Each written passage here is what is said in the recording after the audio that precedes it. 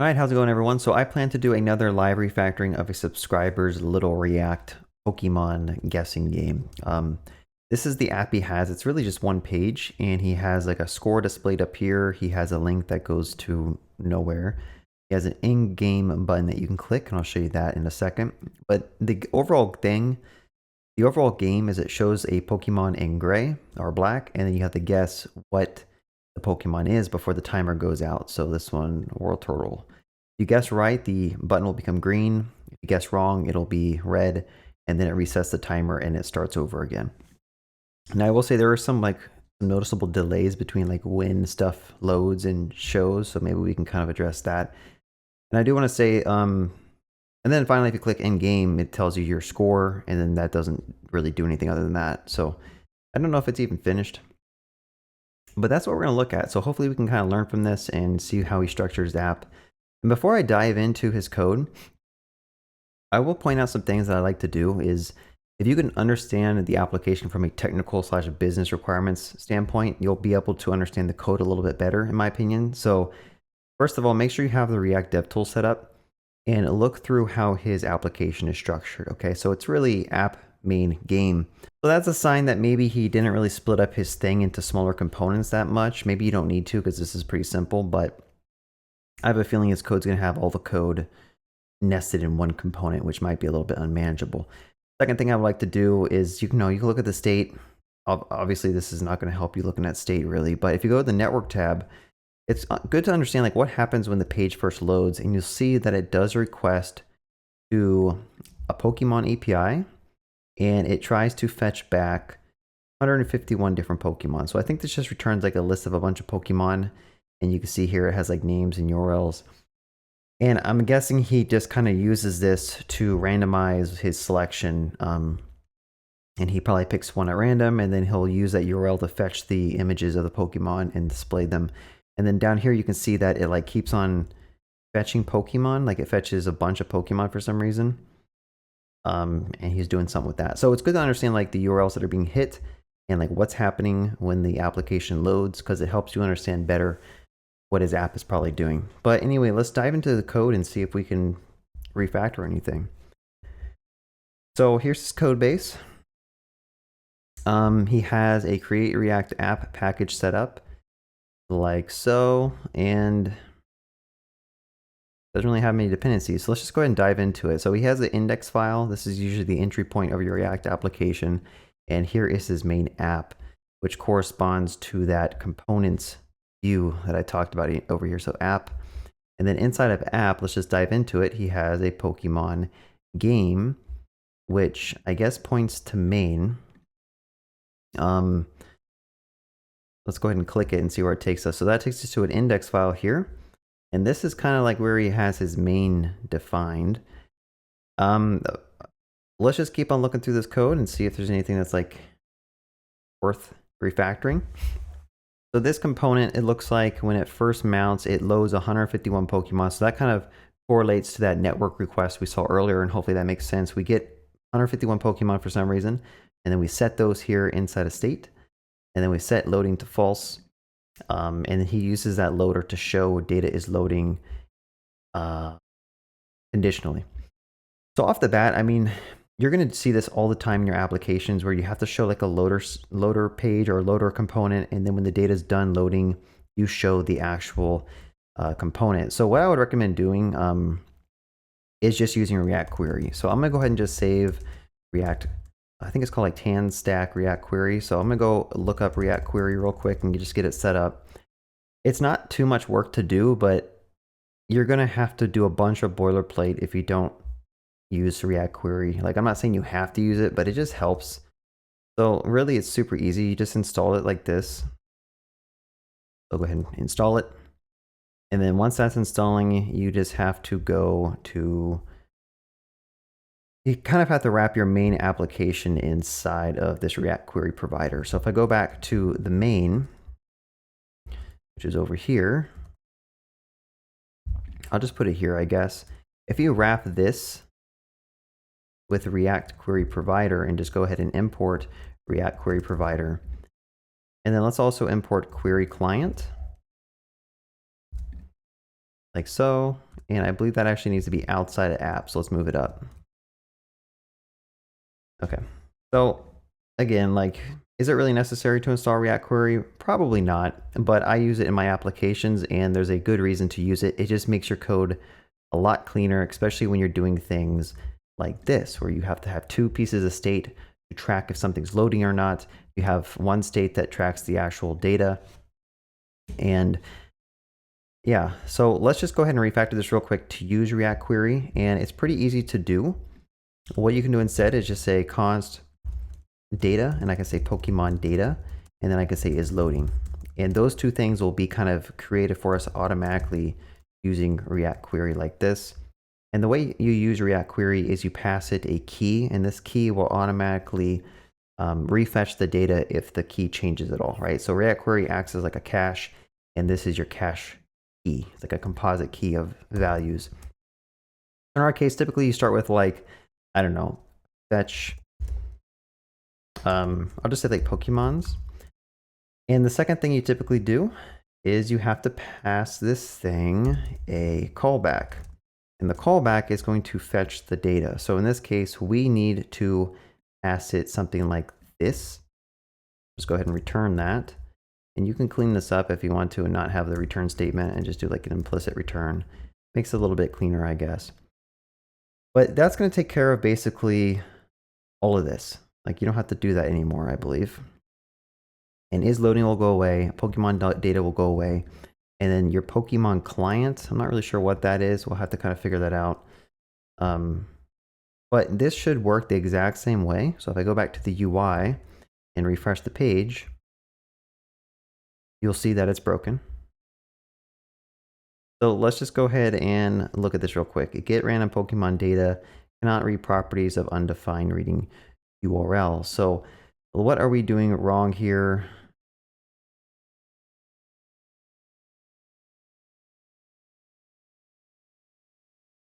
Sometimes it helps to actually click on the debugger and figure out where this is coming from. So it's saying Pokemon data.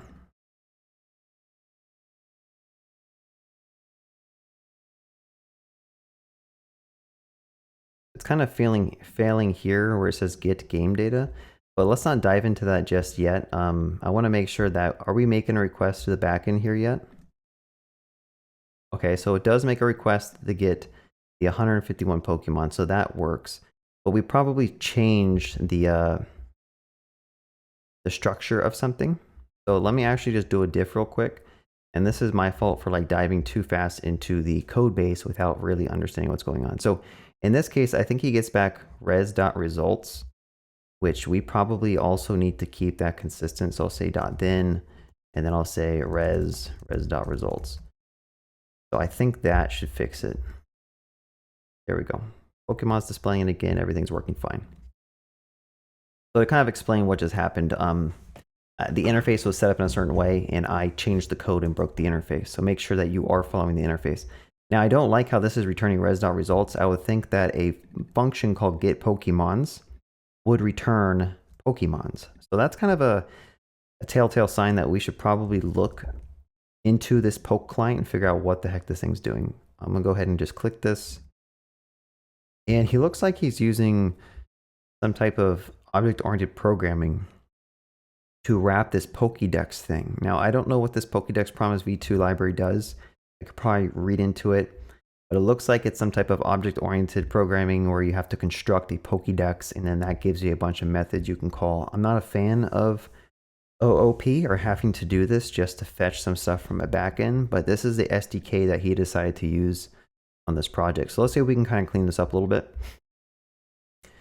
So the first one we're calling is get Pokemons. So he has a max.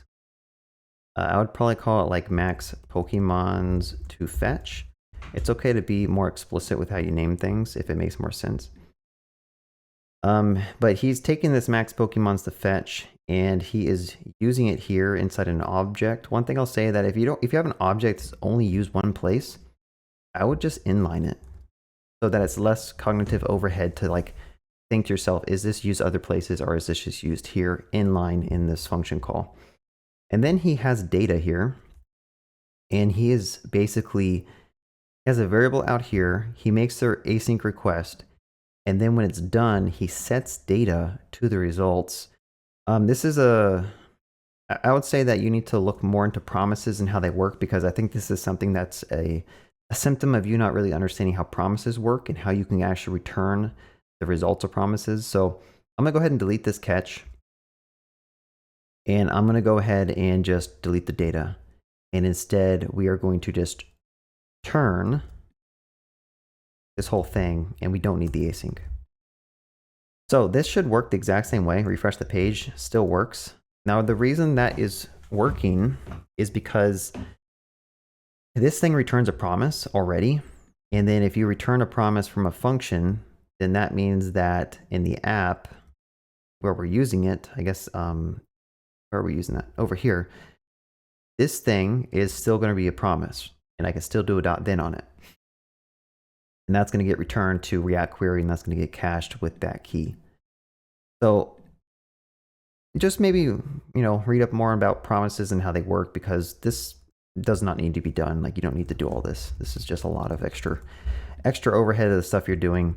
And I will say that, like I mentioned before, it makes more sense to have your abstraction return maybe an array instead of returning res. Like the fact that this thing has to do res.results, I don't know. I don't think it needs to do that, but let's go ahead and look and see like what exactly is getting returned here. So I'm gonna go ahead and console log that. And this prints back a count of 1,154, a next, previous, and then results. So really, like, the API returns you some more things you can use if you want to like traverse more Pokemons, like the pagination, I believe. But really, his app really cares about the array of Pokemons, right? So what I would probably suggest doing is just return res.results here, so that you don't have to worry about res.results here. This thing is already going to return an array of Pokemon, and you should be good. So I think it's still working. Who is this person? There we go. Okay, so we're slowly making the code a little bit better. I would probably do the same thing here. So I'm just going to go ahead and just do like a .then, and then we'll do a console log to see what we get back. Maybe I shouldn't refactor this yet because I don't know what this is doing, but it looks like this actually just gives us back an object of things related to the Pokemon. So we might be good here not to even change this one. That one's probably good. Now, is there anything else that we could probably do here? I mean, like you could probably, instead of putting a comment here, that's probably a good sign that you should probably just have a constant that says, I don't know, hash time. Like so. And then I'm going to go ahead and just inline that options again. Like I said, if you have a variable that's only used one place, I usually just inline it. I don't find any benefit of having it defined outside. And then const timeout could be this. I mean, we're not gaining too much by doing this, honestly.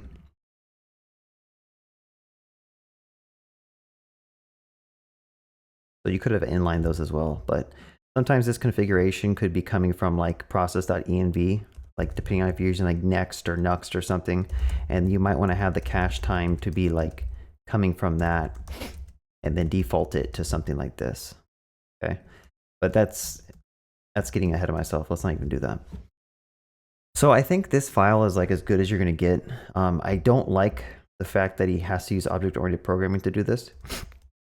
But one thing I will point out is that like we don't have to create this Poke client inside your function. Every time this React application were to re-render main, it's going to recreate this object-oriented programming instance, this class instance, which seems like overkill. So really what we could do is I rather create it here and export the Poke client from this file directly. I think I can just do this.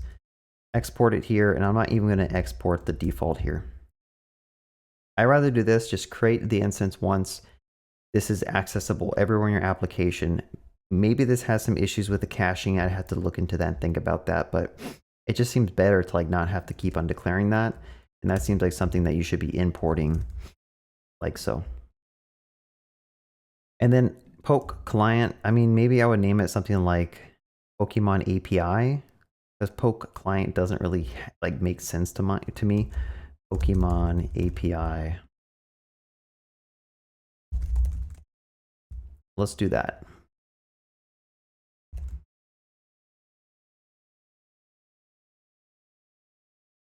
There we go. Now I do like making this capital because it's like a class, you know that it has to be.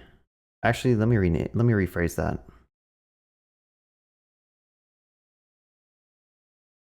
There's ways to make this functional. I'm just going to keep it as it is, honestly, and I'm not going to complain too much about the naming of stuff. I will point out that some of his folders have underscores. Some of the folders have like camel case. Some have, I believe one had like hyphens in it or something. I could be wrong, but I mean, try to keep your names of stuff consistent. Like I would probably, if you're going to name this camel case, then this one should probably also be camel case. And then, yeah, that's all I have to say about that. So let's keep going.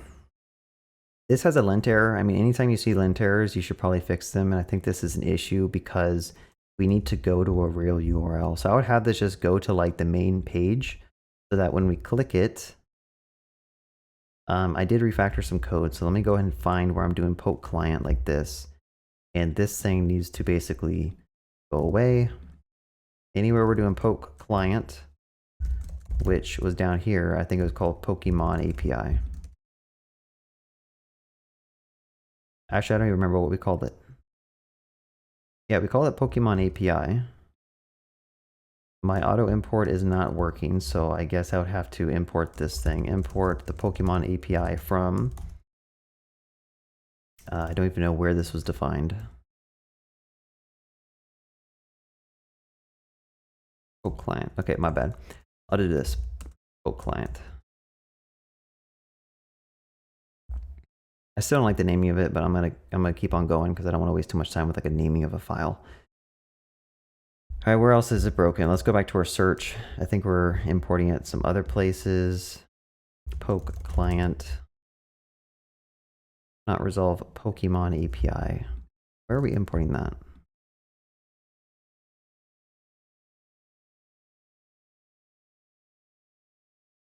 Okay, my bad. I need to actually rename this. Sorry for jumping around you all. I mean, also you could probably put this in a folder called like...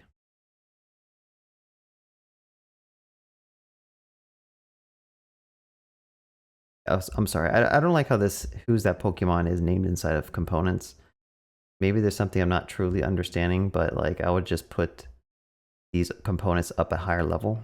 But it's going to take a lot of extra like refactoring to do that, and I don't want to waste too much time. So let's just call this like Pokemon API.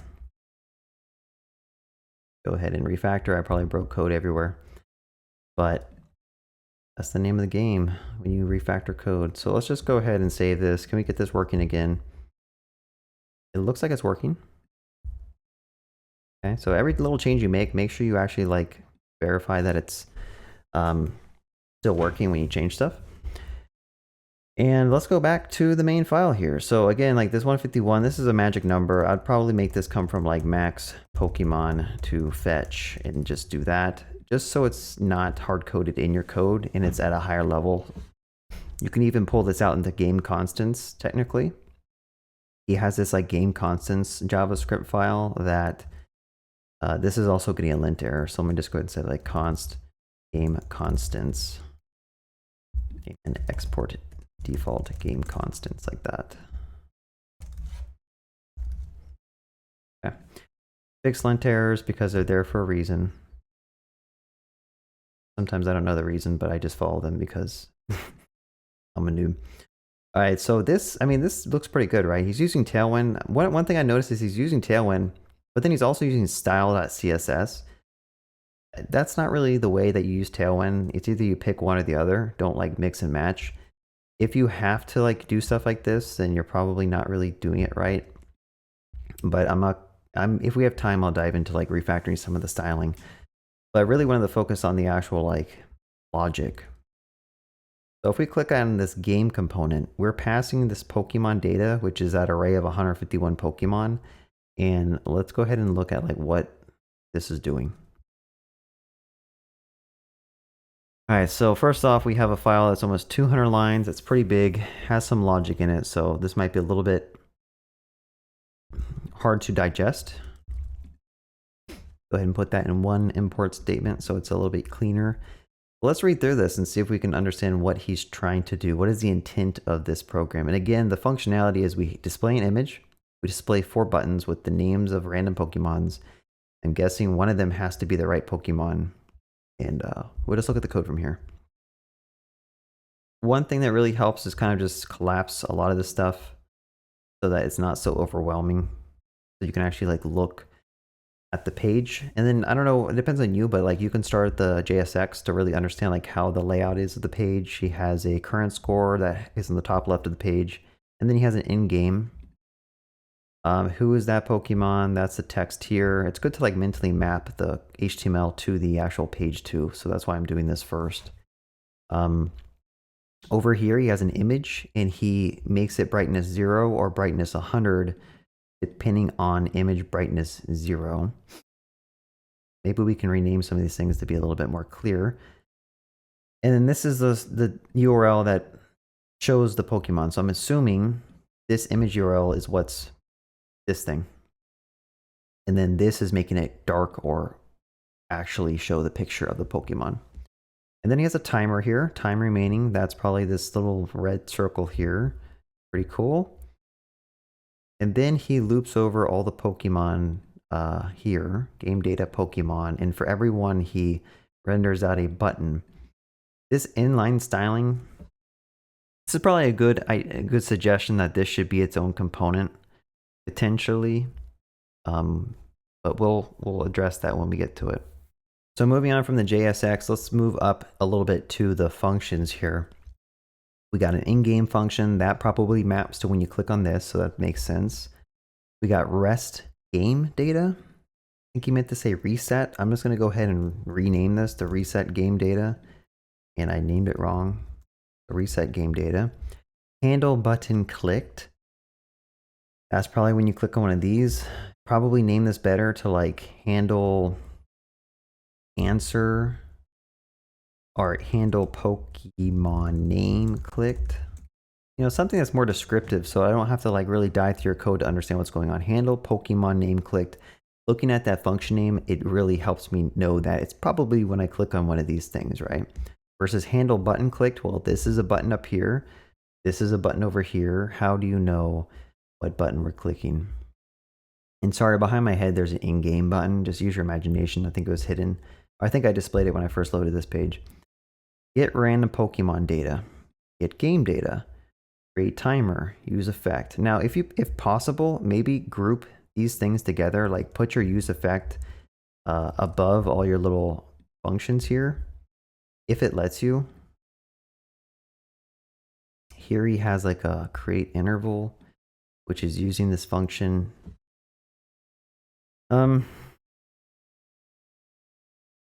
One thing I see down here is that I'm getting an error for key. So somewhere he's doing a dot map. This is a low-hanging fruit bug, but whenever you have a map, you should probably have a key on the component you're mapping over. And this one should probably be, maybe we can use a name. I don't know if that's going to be unique enough. Hopefully it is. But that'll reduce that bug so we don't have that anymore. And I'm not sure what the syntax error is. We probably have to go and find what's causing that, but I mean, it says it's manifest JSON. Maybe that's where it's coming from. Okay, so we understand the HTML, the JSX. We kind of understand the higher level functions that this thing uses. Now let's look at the effect. So when this thing mounts, he is getting the Pokemon data. Actually, he's getting game data. What is game data? So this is calling get random Pokemon data, which calls this. And I guess, hold on, let's take a step back. So the props contain the 151 Pokemon that we talked about before. What I like to do is I like to destruct props. I don't like to have the word props in my components if possible. And then from destructing the props, you can just delete props entirely. And so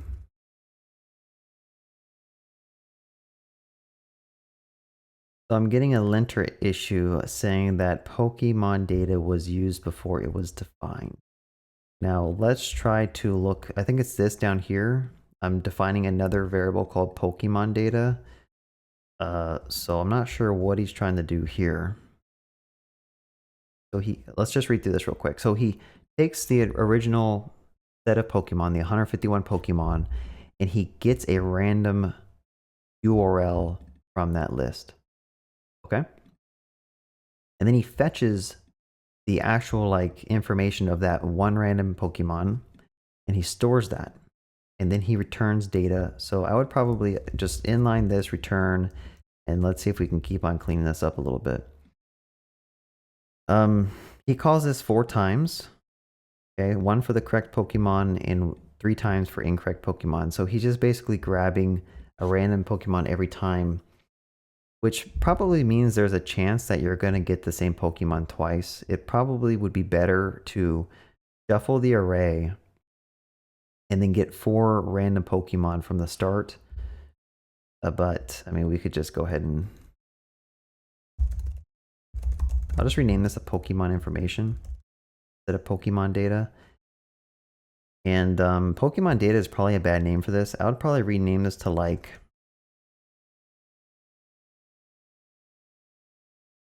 Pokemon we can guess. I don't know, something that's more descriptive.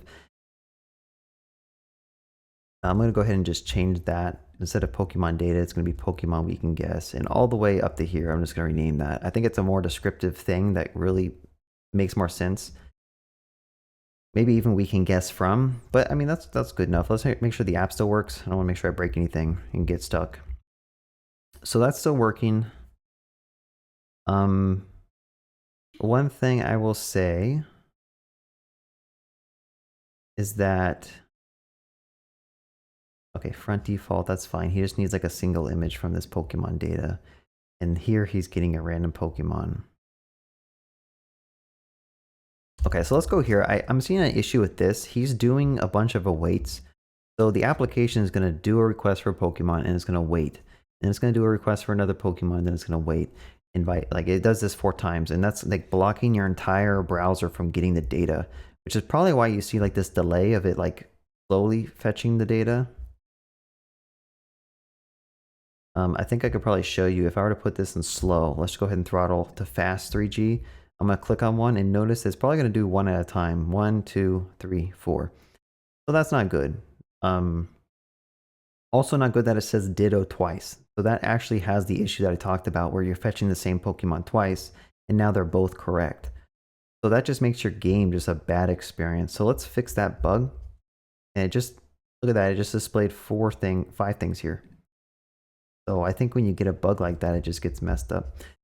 Anyway, or maybe I broke it, who knows. So 2 things I want to fix. I'm going to put a to do here. I'm going to say promise all this below. And then we want to find a better way to fetch 4 random Pokemon that are not overlapping. So let's go ahead and let's just do the promise all first. So I'm going to say const 4 random Pokemon equals promise all. And then we are going to do this 4 times. Like so.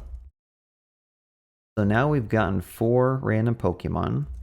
And we could just treat the correct Pokemon as Pokemon 1. And we can treat all Pokemon as 4 random Pokemon.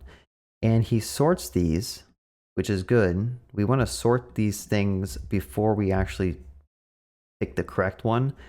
But I don't know why he's doing this sort 4 different times. This seems kind of weird. Honestly, you just need to do this one. This is the proper way to sort your Pokemon. Because math.random gives you a number between 0 to 1, not including the 1. Subtract 0.5 from it, you'll get a range from negative 0.5 to 0.499 or something. So all you need to do is probably just do that sort. You don't need to do it that many times. And then you could probably just go ahead and sort this in place, because remember the sort function is an in-place operation on your array. So you don't need to like do 4 random Pokemon equals this sort. You can just do this. So that looks good. I need to await on it though. Do not forget to await on that promise all, because now let's just go back to the UI. I want to show you what happens. I'm going to go ahead and do a fast 3G, and I'm going to click on one. And notice that it fetched 3 at the same time. I'm not sure why it only fetched 3 though. Let's try it again. Okay, now it's only fetching 2. Let me refresh the page. It's supposed to fetch 4, and I'm not sure why it's only fetching 2. Go ahead and just end the page for Dragonite, and then... Okay, it fetched 4. Notice the waterfall over here. You see how these all started at the exact same time? So the UI is going to be a lot more responsive and not like have to wait for all 4 of them to be fetched in sequence. Now they're all fetched in parallel, so your app is going to run a lot faster for your user. But again, like this thing has the ability to fetch the same Pokemon twice, which is not what we want. So this randomizer, really what we should be doing is we need to get 4 random Pokemon from all the Pokemon. So let's just go ahead and do like, forgot what we called it. Oh, Pokemon we can guess. And we want to, let's just put a to do so we know what we're doing. I'll say to do, get 4 random Pokemon from this list. So what I'm actually going to do is I'm going to ... spread this so I get a new array. And then I'm going to sort that new array just like this, and that'll shuffle it and give us a random order. But now what we want to do is we can just go ahead and get 4 random Pokemon is equal to this dot slice start of 0 and go ahead and go up to index 4, not including, I believe. I have to go and make sure this is actually exactly what we want. There should be 4 things. But really, we could just kind of tack this on here, and then we can just go ahead and const this here, and that looks a little bit cleaner. So let's make sure this works. I know the app might be broken. So we got 4 random Pokemon now. And now we don't have the issue with maybe fetching the same one twice. So what we could do is we're going to go ahead and just do a 4 random Pokemon map.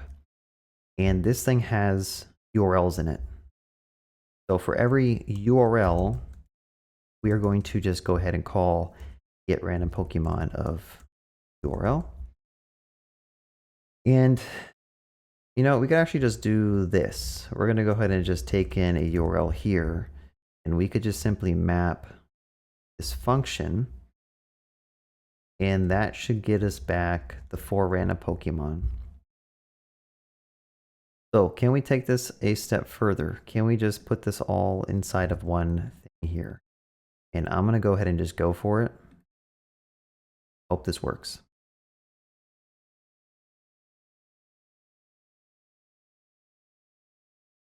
Go ahead and await on that. And we should still get back the 4 random Pokemon. Like this. And then we should get 4 more random ones.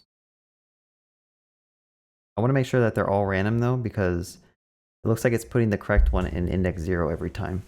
And it's still showing Zapdos twice for something. So our logic's a little bit messed up still.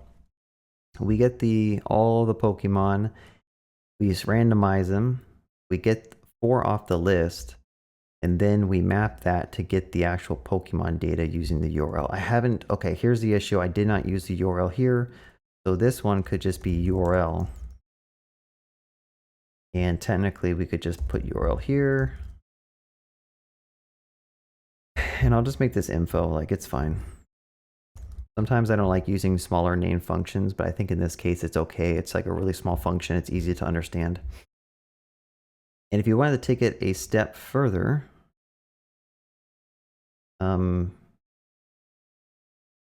know, I think it's fine, whatever. So let's see if this still works.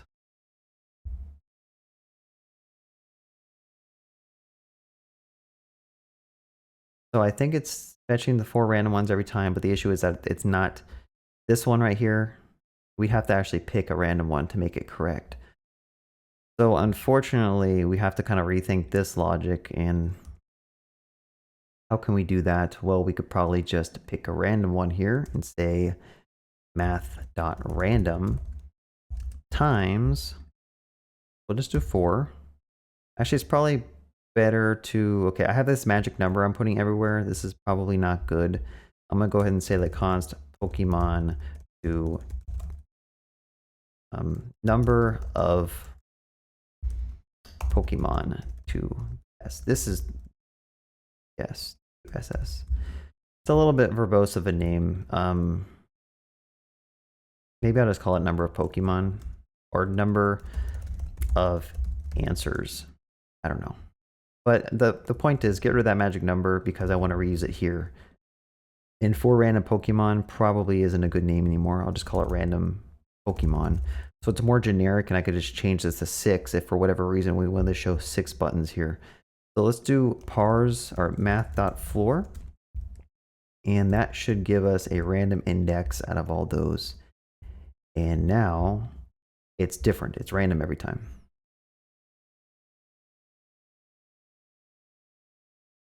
Okay. So, I mean, hopefully what I'm doing for you all is helping you understand like better ways to write your code. This is a little bit cleaner. This functionality actually works. Before he had bugs. You might not agree with this like functional approach of like chaining things together, but I think it's cleaner. It makes sense of what's going on. If you wanted to pull this out to a randomized function, you could do that too. So it's a little bit easier to understand. I could say const randomize is equal to this. And then I could just go ahead and sort it by randomize. Okay, so it's things like that. It's just like the little things that make your code easier to read. It's like more like a book. You're reading line by line. Okay, so we get the Pokemons we can guess. We randomize them. We get 4 of them. And then we get some Pokemon data. Now, I don't like the name of the get Pokemon data. I would probably, since this is actually like hitting an API, I would maybe even call it like fetch Pokemon data. And in fact, I want to look at the URL that it's hitting because again, like the closer you map it to what's going on in your UI, like the easier the code will be. So get Pokemon attributes is probably a better name. Get Pokemon attributes. Fetch Pokemon attributes, right? So when I see fetch, I know it's probably going to be doing an HTTP request to a backend. But then again, I'm kind of contradicting myself because you want to abstract away this from your UI. You don't care if it comes from a backend. You don't care if it comes from cache locally or a file. So yeah, maybe I could just call it get Pokemon attributes. And the fact that this takes a URL, okay, so that's kind of, I'm just changing my mind. I'm going to keep it fetch. I'm sticking to that. So that's cleaner, I think. Does that seem cleaner to you all? But let's see if we can kind of revisit this timer because this effect looks a little bit like it could use some work. So it calls get game data, which is a weird name as well. Because really, what is this thing returning? It's returning you the questions. Or return the Pokemon to guess, I guess. So I might rename this to like, let's see. We call this anywhere else? Call it down here. I might call it get Pokemon to guess. Instead of get game data, because that's more descriptive. You can kind of spend more time thinking about better names. But at least now, like I know when I read this, okay, it's getting some Pokemon to guess. And then we get res. Res is a bad name for like variables, so I'd probably name this something else. In fact, what I would probably do is just like destruct this, correct Pokemon and all Pokemon, and I would just go ahead and put those here. So it's very apparent like what's coming in. If you're using TypeScript, you wouldn't have to do that. But in this situation, you probably should do that because it's like easier to understand. Now, for his game data here, let me make sure I don't break the UI. Still working. For his game data, he has like 5 things that are stored in game data. And I kind of wonder if there's a better way to do this. Like typically, you don't want to have all these variables stored in the same state because when you update any of these individually, your entire component re-renders. You know, that's not even a good argument. Let me just take a step back on that because it's going to re-render on any of these too. Okay, let's just read through this a little bit more and let's see if we understand what's going on. So when the page first loads, we are getting Pokemon to guess, and we set that up. And then we set is loading to false.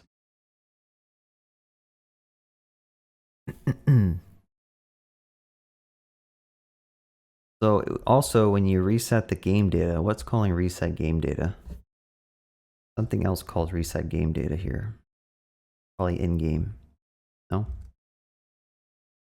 Okay, so he has a timer called create timer, and that calls reset game data. I might call this start next round. Is that what it's doing though? Reset game data is fetching some new Pokemon. Yeah, I would probably call this like start next round. Or start next guess.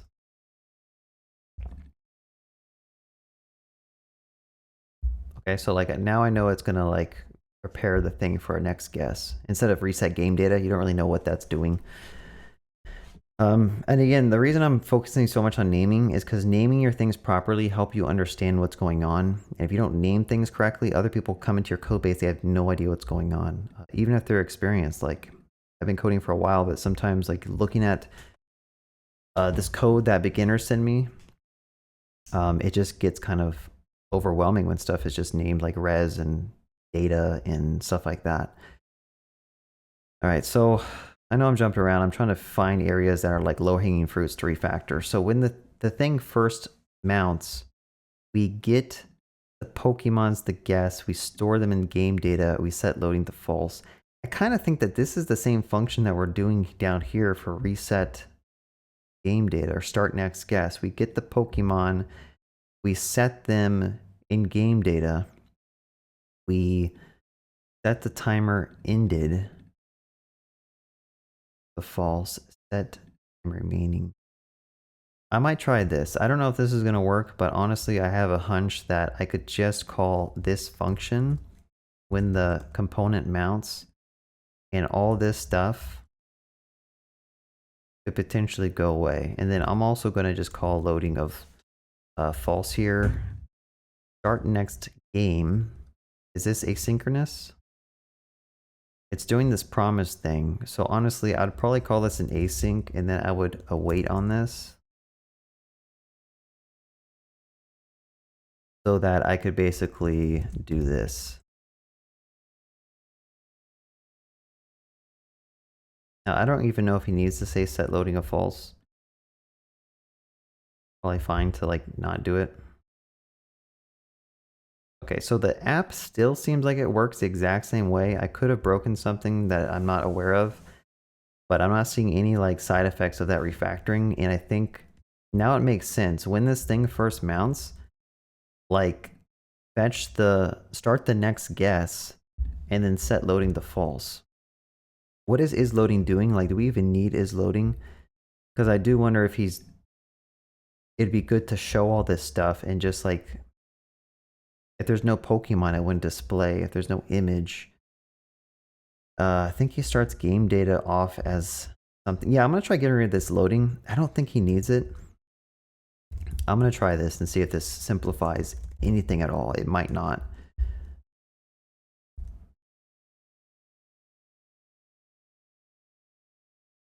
I mean, it still seems like it's working. I probably, again, like when you do refactorings on code you don't really understand that well, like there's chances that you introduce bugs.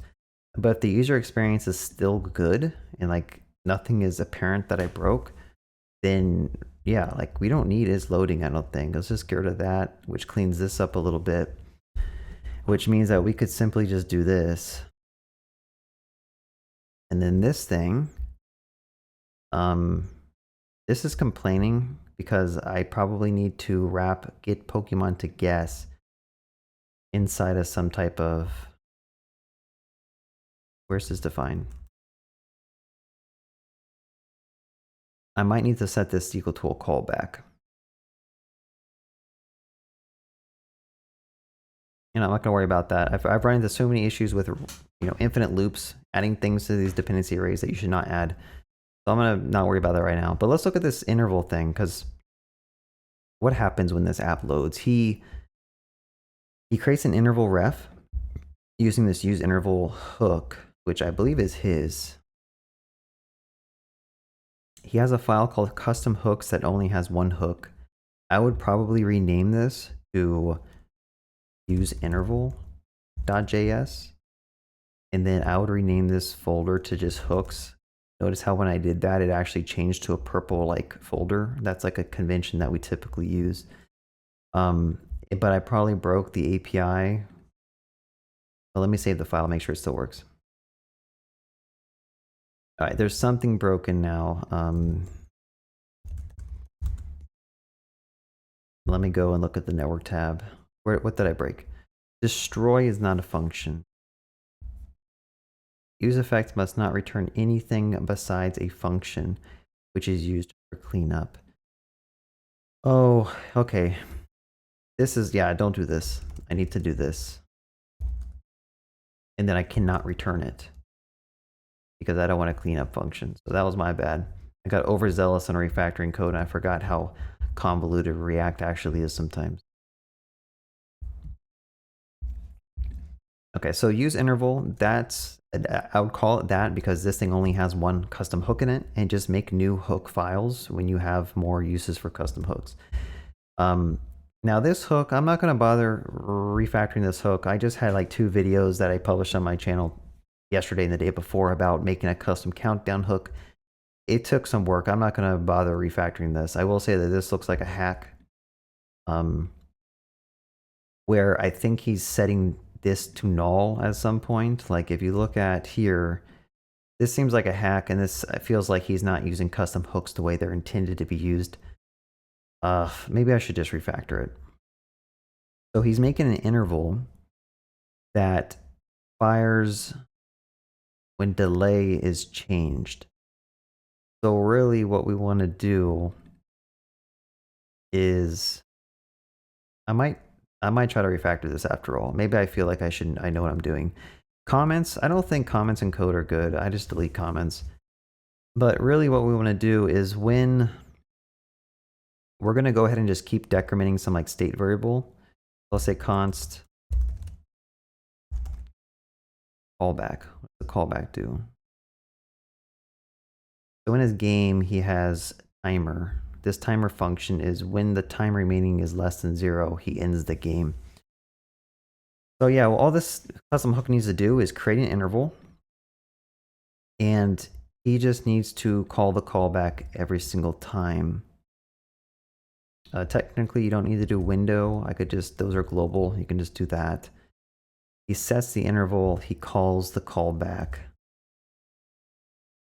He puts this in a ref so that I guess you don't have to use some type of callback here.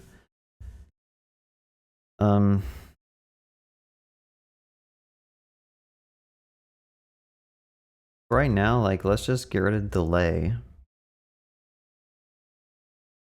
Well, I guess we can keep delay. So this could be set to like interval, or let's see, time in,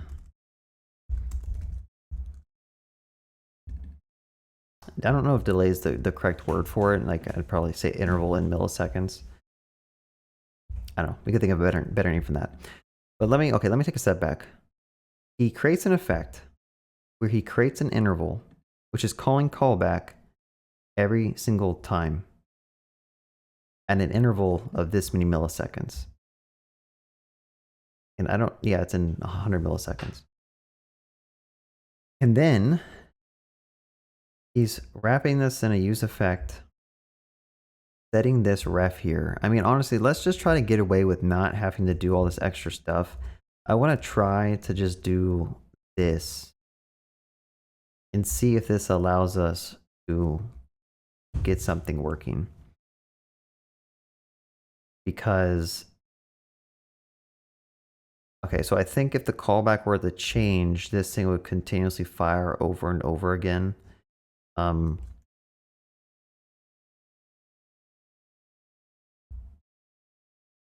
mean, you could put the callback ref here if you wanted to, and you could pass callback ref inside of this and say callback ref of current. I don't know. I'm still not a fan of this. Like, I think this still will work. Let's just make sure it still works.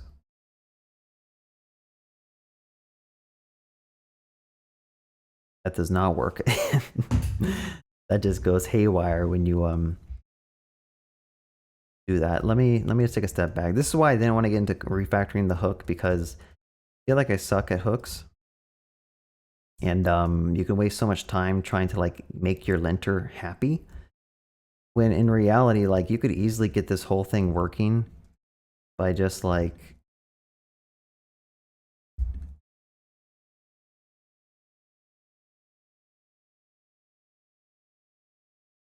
clear interval, interval ref, that's interval, callback, interval in milliseconds. Like, if I just didn't put this dependency array, I bet you this thing would work pretty well. And this interval ref, I guess he wants to actually keep track of it, so we can keep it here. We're just gonna ignore this lint error. I know it's not proper, but I do think this will still work, I believe.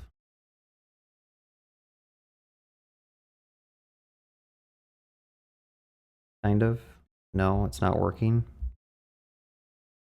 And the reason it's not working is because I think he used to clear the interval when this thing changed. But now, like, what I would rather do is I'm gonna stop it manually instead of like doing this timer ended thing. So wherever he's doing this timer ended, I'm actually just going to put interval ref dot. Oh, I see what he's doing.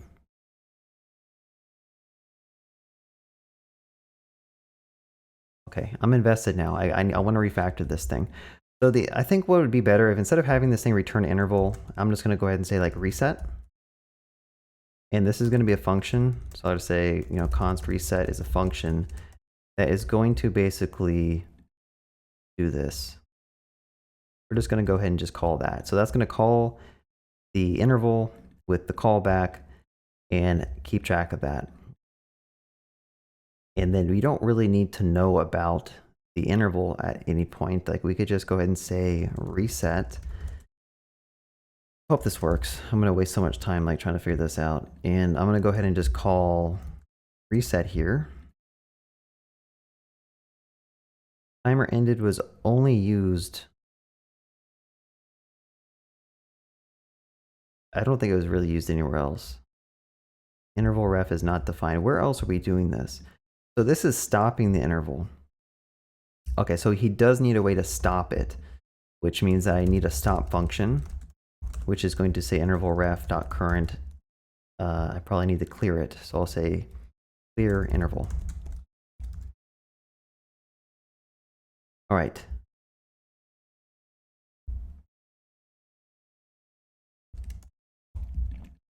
So at the very least, I'm just, you know, maybe you guys are learning a little bit from like watching me struggle, trying to make this custom hook a little bit cleaner. Someone else could probably make it cleaner, a lot cleaner, a lot faster than I could, because I don't really write that many custom hooks. But if I select this, it's still counting down. So I don't know if the stop is working properly. I guess it's not, because it would have stopped. But I guess I'm wondering why it's not stopping. Oh. Let me collapse some of these things. Handle Pokemon name clicked. So when you click on one of these Pokemon, you set timeout, start next guess. Oh, he was stopping it here. So everywhere he said set timer ended, he was using state to kind of control, and I don't think we need to do that. Let's see if he does it somewhere else.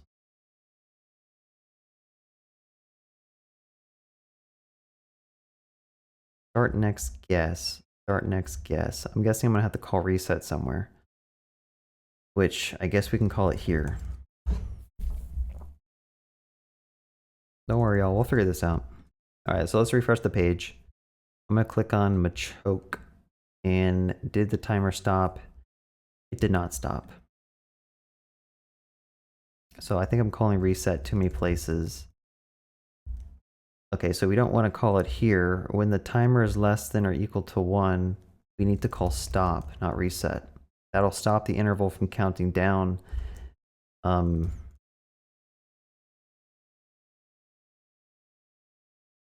so it stopped. It restarted.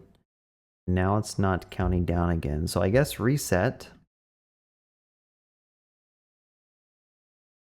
is not working because probably the callback that we're sending in is changing every single time.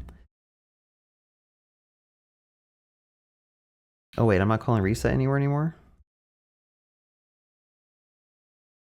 Set timeout, start next guess. This should probably call reset. Okay, it's getting late now. I don't know what the heck I'm doing. But now it's calling it twice. Because I think the app starts with the timer going automatically. So I don't think using a custom hook here was even like worth doing, honestly. Like it just, I don't think it really was worth doing. But start next guess. I think it's because when we first load this, this is already like going. Like this interval is already firing. It's already executing. So really, like we probably want to just like stop it, which is kind of hacky. And then we want to, can I go to this function? Reset it. I don't know at this point. I'm so tired of working on this interval. Pidgeotto, the ball stopped. Go back to 10, restart it again. I think it's working now. Let me let it count down all the way to 0.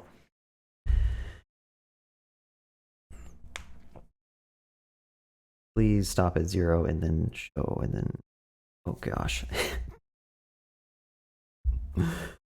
I'm too invested. I don't want to stop now. Like, okay, so when this thing gets less than 0, it should have stopped. It should have called the stop, which it didn't. It's still counting down. And I think the issue might be related to like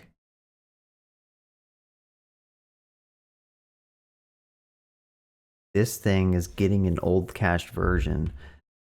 So like we literally would have to use that ref. So I'm gonna say callback ref is equal to use ref callback. Callback ref is dot current is equal to callback. This is, I don't know. I'm giving up at this point.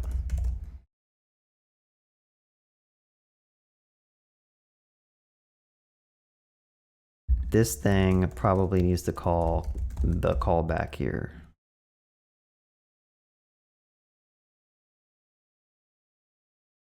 And then what is this doing? When the interval first mounts, we're setting an interval, which really this should just call reset.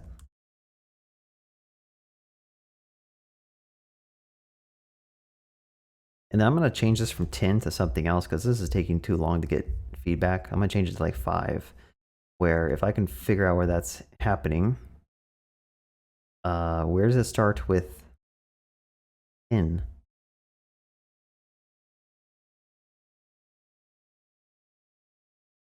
Interval in milliseconds. Okay.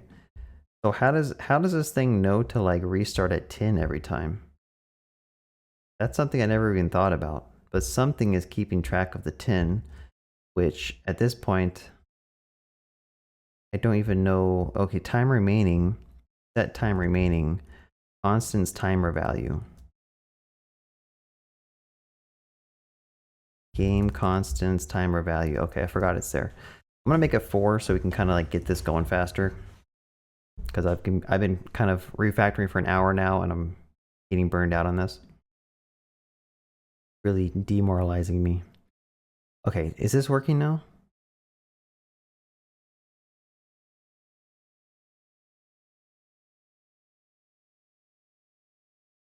Of course that was Charmander. I think it's working. I'm not happy with this. Honestly, I should have just left this alone. But I thought it could be improved and I just bit off probably more than I can chew on a live refactoring. So let's just go ahead and keep looking. So create timer. This thing is invoked every single time the interval fires. We check to see if time remaining is less than 0. Honestly, I would rather it read less than or equal to 0, or just triple equals 0 because we know that it's done. Hopefully that's okay.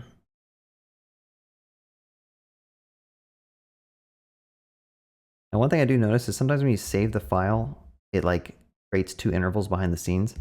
I don't know why that's happening because there is an on mount cleanup here, which should not do that. But I'm done with this. I'm gonna close that file. I'm done with you. So anyway, when we're done, we stop the interval, set image brightness to 0. I would probably actually call this reveal Pokemon. So is Pokemon revealed? Did I spell revealed right? Who cares? Set is Pokemon revealed is going to be set to false when this thing first loads, and then I'm going to go ahead and reveal them. Okay, so that's like a more descriptive term. Set Pokemon revealed false. Set Pokemon revealed true. And then down here is Pokemon revealed. I'm going to swap these.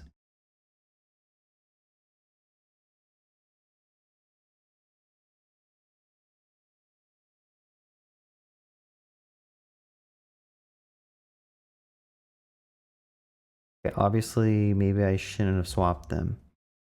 Is Pokemon revealed? Set Pokemon revealed. So it starts off as false. And then when we create the timer and we hit the end, we set it to true. But something is not setting it back to false correctly. Handle name clicked. So this one should reveal it. And then when we start a new guess, we should hide it. So let's try that. That's good. That's good enough. Set time remaining.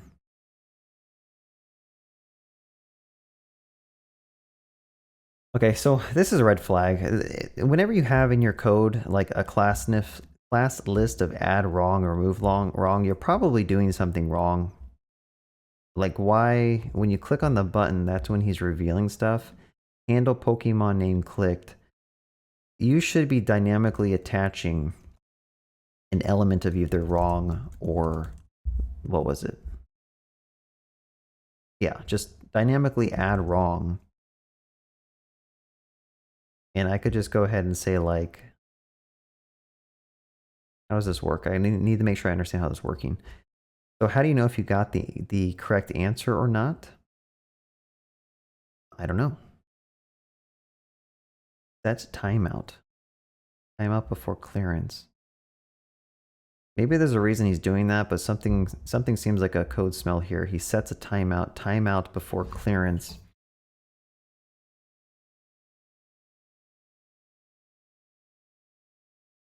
Yeah, I don't. Let me scroll up a little bit. I'm gonna go ahead and just say like,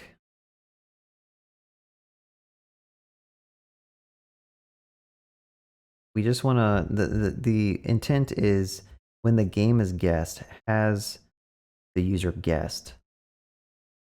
So let's make another state variable here called maybe const is guess accepted. Set is guess accepted equals use state of false. And then I'm going to go ahead and just, when you click on this thing, I'm going to go ahead and say guess has been accepted and then reveal the Pokemon. In fact, we don't even need this. If the Pokemon's revealed, we have to show which one is correct or not, right? So I know I'm jumping around a lot, but that's how my brain works. So if is Pokemon revealed, then we need to know if this was the correct Pokemon or not.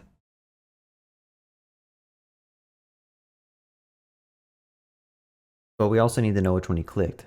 Okay, so now this is getting a little bit confusing. Maybe I'm also picking the wrong battle right now with the class list stuff.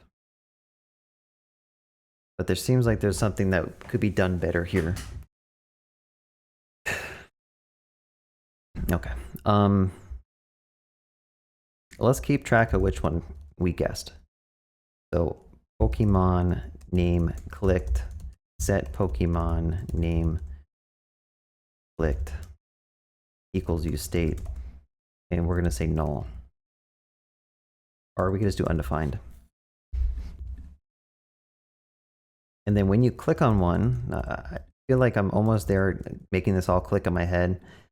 But when you click on the Pokemon, I'm going to go ahead and just pass in Pokemon here instead of what he's doing here with the event. And we're going to say the person clicked on this Pokemon. We don't need the event target anymore. I'm going to say keep track of the Pokemon that we clicked. And then if the game data correct Pokemon name is equal to Pokemon clicked.name, then he's setting correct answer the true. Was any button clicked the true? Incrementing the score. Honestly, I'd probably just pull the score out as well. Const score set score is equal to use state of 0.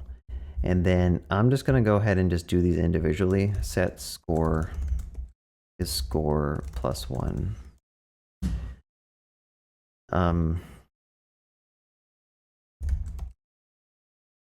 Let's just do that. And then we don't have to keep track of score inside of game data.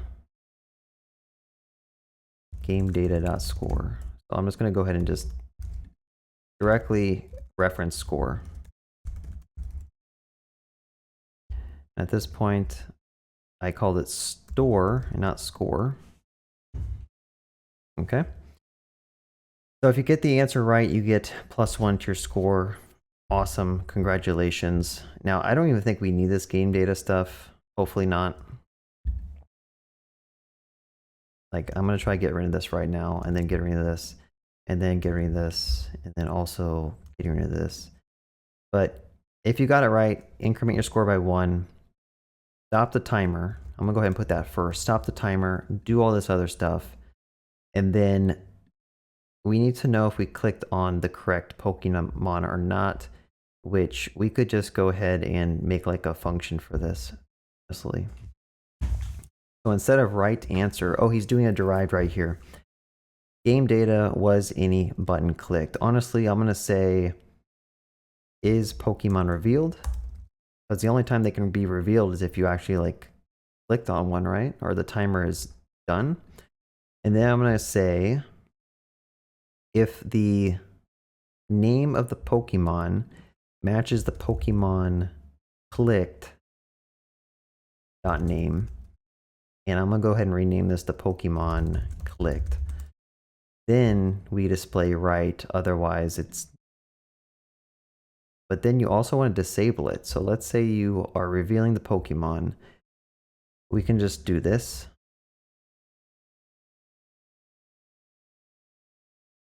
Game data, correct Pokemon. Okay, I'm okay with having game data to store that stuff. But correct answer, where else is this used?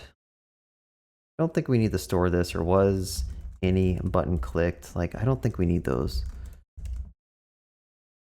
Don't think we need that. Was any button clicked. So if you haven't clicked the button, then we still time out for like 2 seconds, and then we start the next guess. If you have clicked the button, we still set a timeout. So like, I feel like we still need to do this anyway, regardless, right? And this is doing nothing. I don't know why we even do this. Let's just try. I'm probably breaking everything. I'm breaking everything at this point. So if you get to 0, it should reveal the Pokemon. In this case, it just crashes.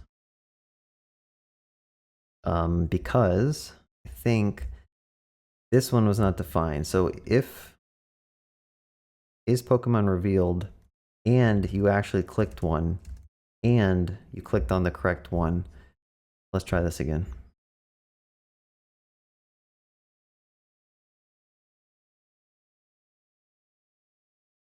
Okay, kind of works. Not really. I meant to get the wrong answer. Let me click on the wrong one. Okay, so there's some issues going on. if the Pokemon clicked name is equal to game data.correct Pokemon.name. That's what we're supposed to be doing. So Raichu, oh no.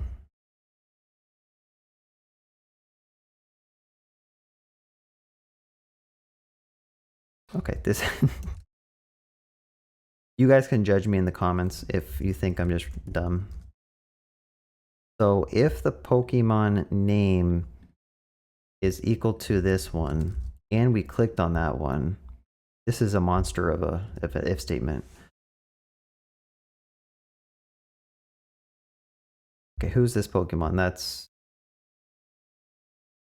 Okay, so we're having an issue with the wrong answers. So this one probably needs to be wrong.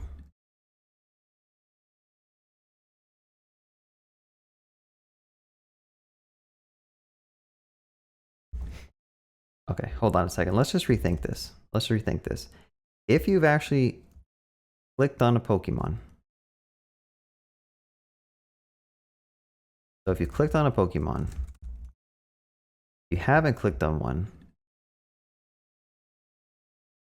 In fact, I don't know if I actually reset this Pokemon clicked. Set Pokemon clicked. Set Pokemon clicked. Do I rename this anywhere? Like I should set it to null at some point, which I don't. So when I reset, I should probably set this to null. That's probably another issue. All right. Now, if we have clicked the Pokemon, then we need to basically display either right or wrong for this. If we haven't clicked the Pokemon, then we need to highlight the correct one. So I'm going to go ahead and do the same thing. I'm going to say let color class is equal to an empty string. And we're going to try to set this dynamically. I'm confusing myself so much right now. Color class is equal to this. So if we've clicked on a Pokemon, what we need to do is check to make sure that the one we clicked matches the correct one. And the one that we're looping over also matches the correct one. And what we could do is set it equal to right. Otherwise, we'd have to set it to wrong, because we clicked on the wrong one. Otherwise, if we haven't clicked the Pokemon, that means that we need to show right for the current Pokemon we're... So I don't think we need any instance of this. And I will just go ahead and say color class is equal to this.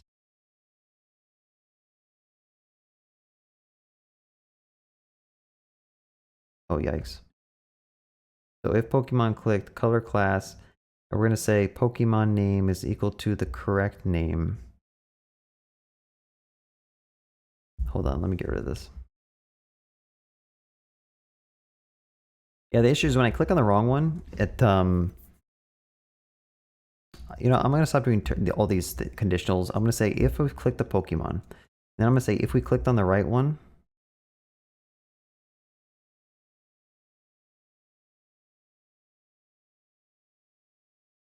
if we clicked on the correct Pokemon, I'm going to quit. I'm quitting programming after this video. I'm done. I can't do it anymore. It's just too hard. My brain is just like turning into gray matter right now. Correct Pokemon name is equal to the clicked Pokemon name. So that means you clicked the right one, right? So color class obviously needs to be right.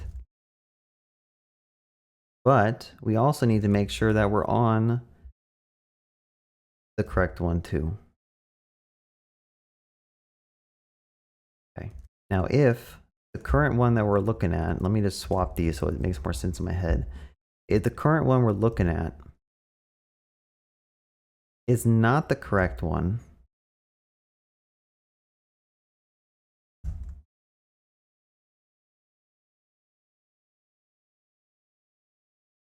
but we've clicked on the correct one. Oh, if we didn't click on the correct one, And the current one that we're looking at is the one we clicked. Gosh. Current one we're looking at is the one we clicked, and the one we clicked is not correct. Then color class is equal to wrong. Bro. Okay, there we go. That kind of works. So we're selecting the wrong ones, but we still need to highlight the correct ones. So if we clicked on the wrong Pokemon, and the current one we're looking at, as you can tell, I'm like, I refactored this code to make it better, and now I'm just like killing it. We need to make the correct one. Maybe I'm thinking about this wrong. Let me take a step back. Once you click on a Pokemon, you need to highlight the correct one in green. That's a given. So if the one that you're looking at is the correct one, like that's it. You just highlight it, color class of right. Done.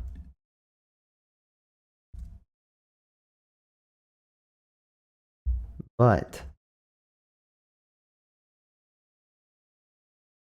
if you clicked on the wrong one,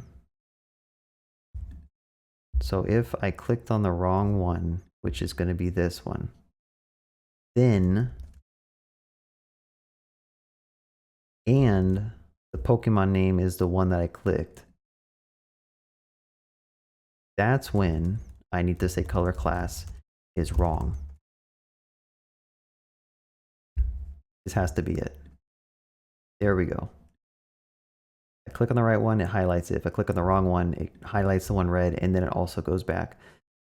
And then it restarts the countdown. Now, I'm going to have issues with this as well, because when I go down to 0, I think it's supposed to highlight the expected one.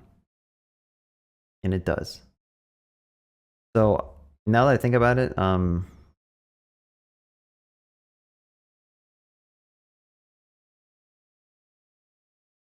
remaining is equal to 0. I wonder why it like hits 0 and then it stops. Maybe I should say less than or equal to 1 after all.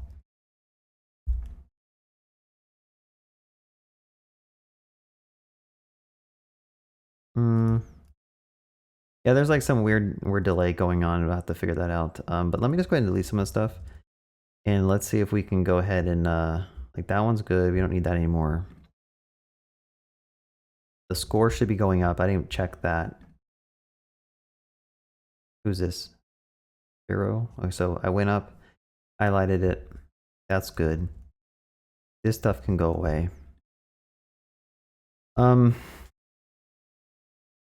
What was I trying to do? I was trying to look at the countdown. I think the game is good now. I still don't like this game data thing, which res is going to have correct Pokemon and all Pokemon. And I would rather just do that. Or I could just do this. In fact, there's no need for previous game data anymore because like there's nothing else that we're storing in there. Which also means that we could just do this. I think that'll still work just the same way. And then also, I think we call this somewhere else, don't we? Set game data, set game data. We call it only there. So I think this should still work. Let this go down. Done. Into cool. Yeah.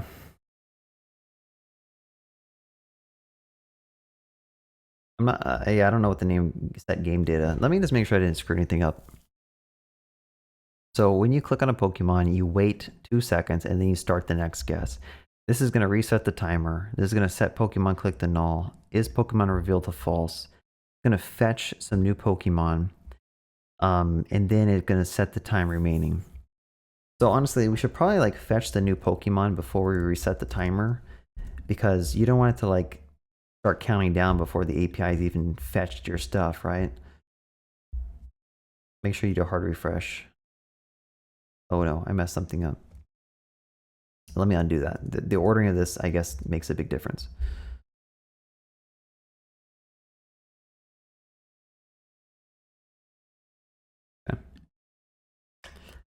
So the only thing that I think I made everything a lot cleaner and a lot easier to understand. I reduced the amount of state variables, I believe. This one, technically, you could split those up into all Pokemon and correct Pokemon if you wanted to, instead of using like game data. This obviously is having an issue with the dependency exhaustive depths, which we could fix. I'm just not going to go down that path right now because I just don't want to. But everything else I think is good and cleaner. In my opinion, you might have a different opinion. This is the one place where I think could use some extra help. It's too much. It's pretty ugly. I mean, we could do some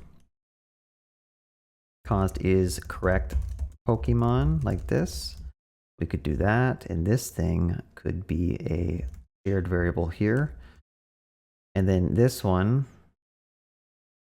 I'm going to say const clicked correct Pokemon is equal to that. So if we clicked on the correct Pokemon, we can just basically, if we did not click on the correct Pokemon, I'll do this. Boom. And I broke it. So I don't know what I broke, but I'm probably going to undo that because it'll probably tell me what I broke down here. Reading name of undefined. Okay, so it's probably here. Like I can't do, if Pokemon click's not defined, I can't do it.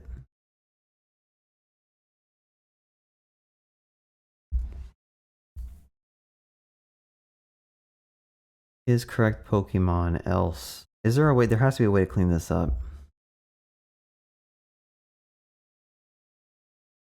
Is Pokemon clicked else? We're just going to say if the Pokemon's revealed and we're looking at the right Pokemon, we're going to say right. But this one, if we clicked on a Pokemon, we're going to say clicked correct Pokemon is the correct one. We are going to display right. Else, if,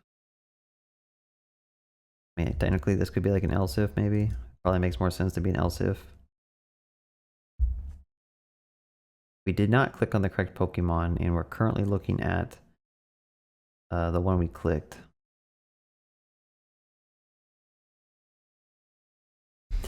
Anyway, I'm burned out. This was a long video. I kind of refactored more than I thought I was going to. I'm almost at like an hour and 30 minutes. But feel free to leave a comment if there's something I did that you think was just, I went in the wrong direction and I did not refactor it in a good way.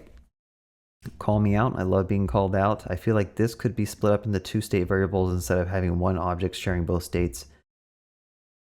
What else? Correct Pokemon, all Pokemon, random Pokemon. I think the main thing that I just need to work on, assuming I don't have like random bugs that I introduced, is all this stuff. Like we could pull this out into a separate component if that would make more sense. Like I could go ahead and make like a Pokemon,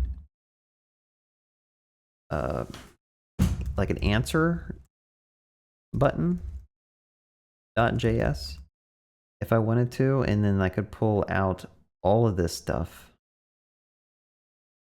So export const answer button is a function that does all of that and returns that button. And then we could just basically pass in some of these dependencies, which ends up might being quite a lot. So I don't know if this is even a good approach either. But we'd have to pass in game data, Pokemon clicked, is Pokemon revealed. I think I'm spelling revealed wrong. I don't know. Sometimes I'm so bad at spelling stuff. And then this, like we'd have to pass that in. But it might make the code a little bit cleaner so that we don't have like all this stuff going everywhere. And I could instead, I could simply just return answer button like so in the map. And then we can just go ahead and pass these things in. I'll go ahead and copy that, equals like that. And then I'm going to go ahead and delete all this stuff.